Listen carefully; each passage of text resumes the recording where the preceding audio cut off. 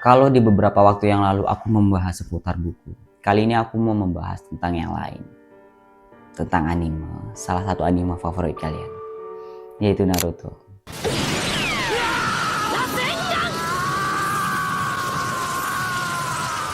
Kalau ngomongin Naruto, yang kepikiran di kepala kita kan pasti Rasengan, Kurama, Sagimode ya kan. Tapi kalian tahu nggak kekuatan yang menyeramkan dari Naruto itu apa? Kekuatan yang menyeramkan dari Naruto itu bukan jurusnya, men. Tapi omongannya. お前たちは今までの暁の奴らみてえにただ殺戮を楽しむ奴らじゃねえのは分かった。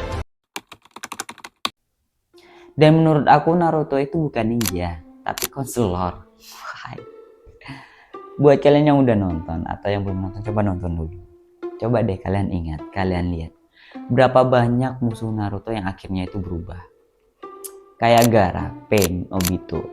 Mereka itu nggak kalah, men. Tapi mereka itu tobat massal. Dan lucunya, sepanjang aku nonton Naruto dari episode awal sampai dia nikah sama Hinata itu, aku jarang lihat dia itu menang karena mukul, karena jurus. Dia itu kebanyakan menang karena ceramahin no-jutsunya. Bikin lawannya mikir, anjir ternyata aku salah ya sama ini gitu. Sebenarnya itu bukan rahasia umum lagi sih ya, ceramahin no-jutsunya dia.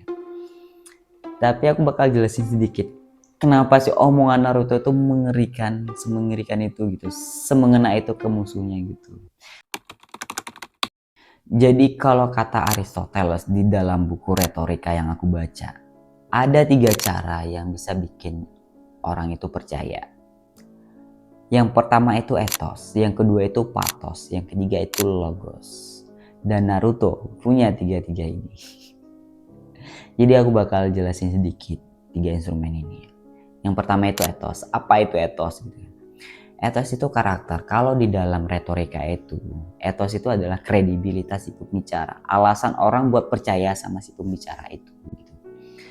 Nah kalau pathos itu cara meyakinkan audiens orang lewat emosi. Dan logos itu cara persuasi atau bujukan lewat argumen yang masuk akal, yang logis. Nah kalau simpelnya tuh gini, ethos itu bikin orang percaya, pathos itu bikin orang ngerasa, logos itu bikin orang paham. Dan Naruto kuat banget sama 3-3 ini.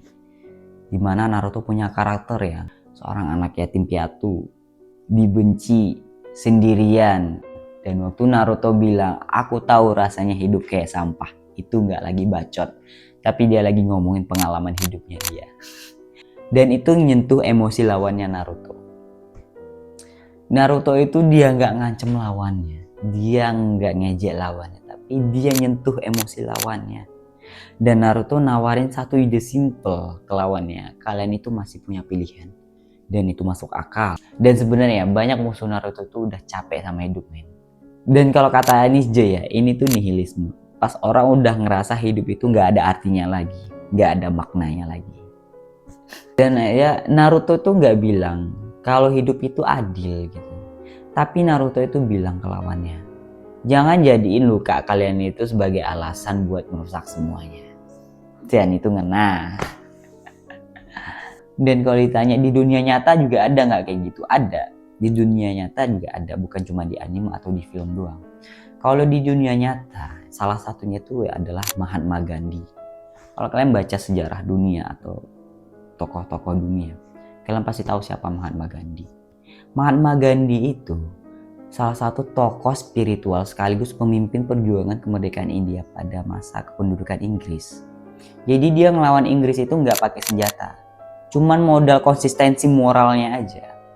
Dengan karakternya yang begitu kuat dan bisa dipercaya, dengan penderitaan-penderitaannya yang menyentuh dunia, dengan argumennya yang sederhana tapi masuk akal. Dan salah satu argumennya yang paling terkenal itu adalah kekerasan itu hanya akan melahirkan kekerasan baru. Dan selain Mahatma Gandhi itu ada Mandela juga, ada Martin Luther King juga. Mereka juga sama. Mereka nggak ngelawan musuhnya itu dengan kekerasan, men. Dan mereka itu mirip nggak sama Naruto? Mirip. Mereka tuh bikin lawan itu kehilangan alasan buat terus jahat, men. Gila nggak? Kalau di anime kan sering ngajarin kita kuat itu otot, jurus, level. Iya kan? Kalau Naruto ngajarin hal lain, men.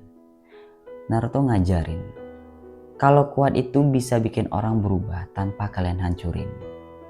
Kalau kata orang Yunani sih, ini bukan Kratos cuy, atau kekuasaan. Ini tuh Peito, kemampuan membujuk atau bikin orang mau berubah sikap. Makanya Naruto itu kelihatan manusiawi di situ. Soalnya di dunia itu banyak orang kuat, yang dikit itu orang yang mau dengerin luka orang lain gitu loh. Dan menurut kalian ya, di dunia kita ini sekarang, mana yang lebih dibutuhin? Tinju atau omongan yang jujur? Coba komen di bawah.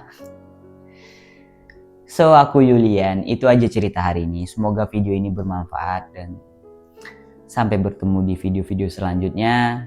Salam hangat, salam cinta, dan salam damai. See you next time. Thanks for watching. Bye.